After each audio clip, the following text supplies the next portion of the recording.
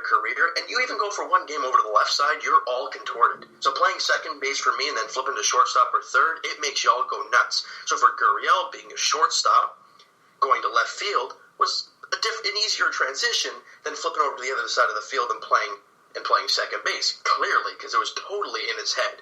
Yeah. So it works out so well. I mean, he's now hitting over 300.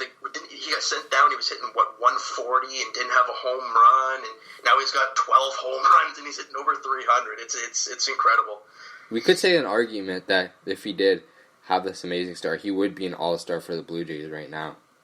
Oh, yeah. I mean, I couldn't agree more. I mean, if he had this type of play throughout the entire season, I mean, he's played 40-something games or 50 games or something like that. Something around those numbers, yeah. 44 games. And he's hitting 304, 12 home runs. It's incredible. It's incredible. And if he played the full, what are we at, 81? We're halfway now, I think it is. It would not. He probably would be an all-star. He probably would, because I can't see these numbers are off the charts in a 44-game span. So, and personally, in my opinion, he should have been in the home run derby instead of Vladdy. Don't you think? Yeah, I'm not sure why. Actually, didn't Vladdy make it over like Joey Gallo or something? And that baffled me. You know what, man? It's just a marketing gimmick, to be honest. It's just kind of like the dunk contest in the NBA. And it's like John Scott in the NHL All-Star Game. Yeah, it's just the media thing. It's just his dad played there, and he just wants to. The MLB wants to just show how Vladdy is, and I'm gonna watch. It's gonna be nice to watch him, but there's ultimately more deserving players than Vladdy. Oh, absolutely. But if I'm Gurriel, I look at this and I'm like, hey, I'm going to be an all-star at some point because, you know, the crazy streak he had last year and the crazy stretch he's been on for like a month now or so, however long he's been up since then. He's going to be an all-star. Vladdy is almost definitely going to be an all-star. Biggio, I think he's just going to be an all-around amazing player. This team, they're going to shape up real nice. And you're starting to see it. You know, you're starting to see these guys take great at-bats. You're starting to see great games from these guys. And it's starting to take form. Because that 1, 2, 3 of Biggio, Vladdy, and Gurriel, that is fun to watch. Yeah, it certainly makes you excited for the future. We have some nice elite players.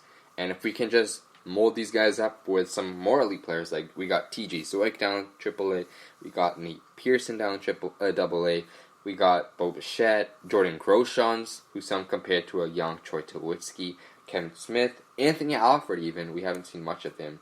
But if we just mold these guys together, add some veterans in, some guys like Eric Sogard who can spark the plug, we'll have a nice future. And it all starts from the pitching rotation, but then the guys in the field really help that too. Alright, yeah, absolutely. Switching gears for short segment as we don't have too much time.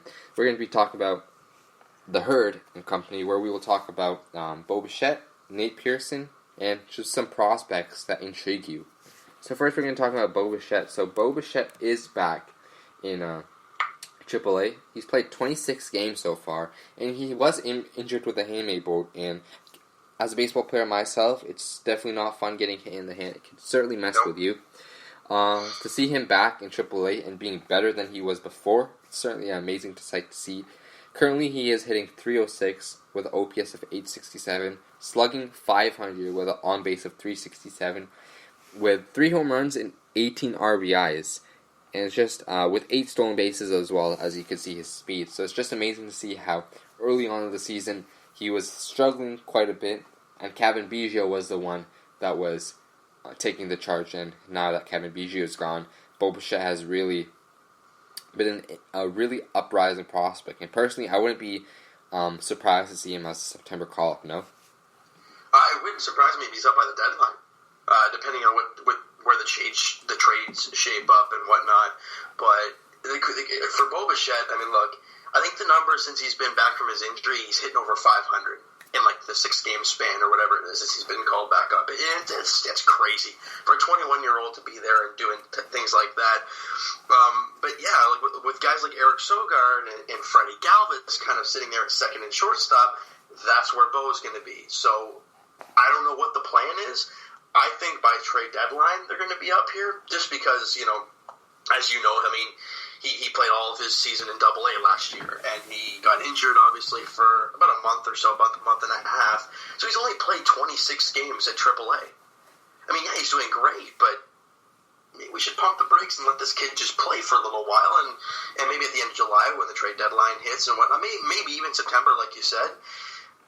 But I can't see them not seeing him this year. I think that's where we're kind of really excited to see him this season, though. Yeah, and as you said, the trade deadline is coming up. And I wouldn't be surprised to see a guy like Kevin Biggio play around the diamond, especially in right field or maybe in first base, and having Rowdy Tellez with Justin Smoke presumably trade at the trade deadline, being the primary DH. So, and then Bo Bichette could slide into the shortstop. Freddie Galvis would be the bench mentor, per se. And we'll have, maybe, if we do keep Eric Sogard, have him in second base, and we'll go from there. But yeah, you said it best, that we should just take it slow and let him ride out AAA, get the experience in, and then just have him full marinated for next year, where you can really watch a nice Bash Brothers between him and Vladdy Guerrero. Yeah, it's going to be exciting to see that number 1 through 4 with Biggio, Bichette, Vladdy, and Gurriel. Thank you. Yeah, it's going to be something special to watch. And that right there, the oldest guy is Gurriel at 25 years old. And then you can mold in Teoscar down in that lineup, who's also about 26, I believe, or 27. Yeah, he's in there somewhere, 26, 27, something like that. But as you mentioned, actually, Jordan Groshans, I think he's actually hurt right now, isn't he? Yeah, he's hurt there in Lansing. But this guy's only 19 years old, and when he got hurt, he was hitting 337. You know, and he's on base. What was it, 4? Was it 4 something? 4? Oh no, that's his on. Yeah, 427 for a 19-year-old. I don't know. I look at those numbers and I'm like, that kid's special. He is certainly a special player, and we did draft some other 19-year-olds, which I want your thoughts on. Alek Manoah, and then we did draft Dasan Davis out of Oakville, Ontario, who is just out of high school, I believe. Then we did draft out of high school Kendall Williams. So what are your thoughts on these players? 2 6'6" right-handed pitchers, and then a speedy 5'2" outfielder. For Alek Manoah, I love it. I mean, I love well, it could be every team, but as we know, for Jays fans, we love guys with emotion. We loved Jason Grilli when he was here. A lot of people like Marcus Stroman because of the energy. Some people don't, but those people are either old school or not baseball fans. But Alek Manoah, as you saw, when he got drafted, you see the little highlight pack they show, and he gets fired up for just anything. And for a guy that he throws hard, he's big. I think he's going to play really well in the big leagues. Now, the question will be, obviously, moving forward, will he be a late inning guy, kind of a closer, setup guy? Dallin Betances? Yeah, something along those lines, because I think his fastball is great, but his off-speed still needs some work, I think it is. Yeah, and that's what made him slide in the draft, because some people thought he was like the best pitching prospect in the draft. Exactly. So, I love the pick. I can't wait. I don't know where he's going to start. I don't think he's been assigned yet. He has been assigned, I believe. Oh, he has? I don't think where he has been assigned to, but... Yeah, I don't know yet, but nonetheless, I think for him being 21, I think he'll probably go to Vancouver to start, I'm guessing. Yeah. And a guy like Kendall Williams will probably go to, like, the Gulf Coast League or Bluefield and guys like that. And speaking of Kendall Williams, like, anytime you can get an 18-year-old at 6'6", who throws, mid-90s already at 18, it's exciting, but as you know, the risk of drafting a high school player. Oh, yeah, he's been assigned to, Alek Manoah is in GCL Blue Jays. He's been assigned to. Okay, the Gulf Coast League. All right, cool. So he's down there with Eric Perdino then. Yeah. Who's a very interesting prospect, my favorite prospect out of them all. Oh yeah, because I think he was injured most of the year, but he pitched his first game. Was it yesterday or the day before with Ryan Barucki in the same game, and he went 4 shutout innings. So very exciting for Eric Perdino, and look, the Jays clearly went after some size on the mound, and 2 very different pitchers though. Because with Manoah, he's 6'6", and he's a big man too. And with Kendall Williams, he's a tall, but he's scrawny. But he still throws really, really hard. Now, I love that the Jays, because when you think about this team, you think of what are the needs? Well, Jays went pitcher, outfielder, outfielder. So, I mean, nonetheless, I'm not going to complain at all, no matter what happens with those guys. I like the pick of Kendall Williams. I'm not too sure about the outfielder. Davis from, I think you said from Oakville, isn't he? He played for the Canadian junior team as well. Deshaun Brown. Okay, I don't know where Davis from, but and again, a speedster. The Jays don't have much speed, so to get a speedster, a young guy, 18 as well, it's exciting. And I can't wait to see these young guys start to grow even more. And hey, I mean, next year's going to be a pretty good draft, it seems, as well. So we're going to have to see how it all plays out. This is what you got to do, right? Stockpile the draft picks, stockpile the young guys, let them develop, and see what happens from there. Because that's really all we can look forward to right now. Yeah, and 2 quick notes before we end this thing off. We're going to talk about Nate Pearson and then the emergence of now TJ Zoik. So Nate Pearson, as we know, was a consumption pick from the Edwin Encarnacion to Cleveland Indians. And you were saying we got to stockpile these picks. And it doesn't hurt to let go of some of these free agents tied to the qualifying offer, and then having them give us some picks like Nate Pearson, who's been very, very elite. He's going to be a very nice prospect for the Blue Jays, and hopefully he can be a top-tier starter for the Blue Jays and not be a late innings reliever, as you said, Alek Manoah could potentially shape up to be. And then we have TJ Zoik, who's back into the AAA action, and he's gone he's pitching tonight, but he had 1 shutout inning in his last game. I believe he went 5.2 innings pitched, giving up 2 hits, struck out 4, and just walked 1. So TJ Zoik should be an emerging prospect and a player ready to go for the Blue Jays. He's been injured, but we drafted him, I believe, in 2016, 23rd overall. And he's a very intriguing prospect. So what are your thoughts on TJ?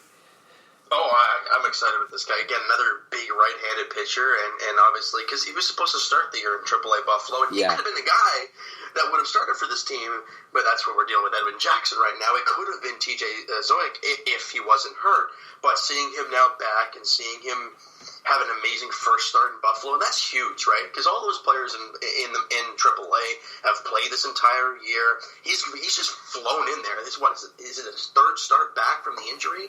He pitched once in Lansing and then once in Dunedin, or maybe once in New Hampshire, maybe. And then right into Buffalo he goes, and he throws 5 2/3 a shutout ball. It's awesome. It's awesome. I'm really excited. And again, he could be a guy with Bo Bichette that if he finishes up the year well, could be with this team. It might happen. Yeah, and you see players like, if we can figure out Sean Reed-Foley's command, who was potentially supposed to be the Edwin Jackson starter, and he was. We gave him the shot early in the year, but did not do very well. And he could just figure out his command. We know he's a good pitcher. He has solid stuff. We saw the shutout in Miami, I believe, was last September, which is very fantastic. And then watching TJ Zoik, these could be 2 guys that can slot into the back end of the rotation that could give the Blue Jays the results they need and could make for exciting summer baseball if they were to be up. Obviously, we're not going to rush TJ up to the big leagues after the injury, but Sean Reed could certainly ramp things up from the bullpen perspective. We can certainly see him starting some Blue Jays games for us instead of the likes of Edwin Jackson. Yeah, I'd rather not see him anymore if we can avoid that. And then Ryan Baracki's going to be back real soon. He pitched in that Gulf Coast League game. I think it was either yesterday. I think it was yesterday. So he'll be back within. I'm assuming he'll take some time. He might be back in like a week or 2. So, and Edwin Jackson went on the IL at the exact time as we all expected Ryan Baracki to slowly come back. So maybe that's a whole transition phase for that. But as of right now, I don't know if there's a starter for tomorrow. Do you think Sean Reed-Foley might get the ball then? Because he hasn't pitched since Game 1 against the Yankees, where he only went 2 innings. And maybe that was why the reason they did put him in the game yesterday, and that could be an interesting point. But I believe, wasn't it supposed to be Marcus Stroman? Or was that Saturday's game? Yeah, he's scheduled at least for Saturday afternoon. Interesting. So I don't know. So, yeah. I don't know. I mean, with the day off today, I don't know if they're going to kind of move everybody up and then have Stroman go tomorrow. I don't know what the plan is really for that. But for Sean Reed-Foley, look, he's only 23. And he's got the stuff. Man, he's got to limit those walks because his numbers down in AAA were ugly. They were not pretty. So